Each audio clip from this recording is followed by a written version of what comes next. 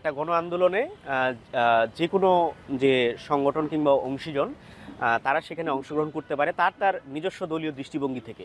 ফলে জুলাইয়ের গণ অভ্যুত্থানেও বিভিন্ন শক্তি এখানে অংশগ্রহণ করেছে, কিন্তু এই শক্তিগুলো তাদের মধ্যে হয়তো একটা বিন্দুতে কম মিল ছিল।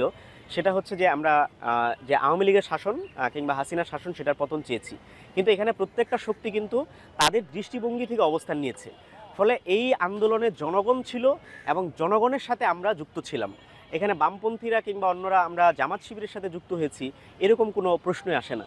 কারণ হচ্ছে যে আমরা দীর্ঘদিন ধরে এটা বলে এসেছি এই কথাটা, যে বাংলাদেশের স্বাধীনতার পর যে ৭১-এ যেই শক্তিটা পরাজিত হয়েছিল সেই শক্তিকে পুনর্বাসিত করেছে কারা।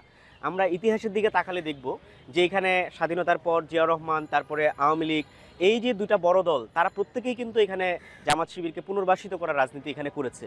বিভিন্ন সময় তারা যেটা সেটা করেছে সেটার প্রমাণ মানে সেখানে ইতিহাসে আছে।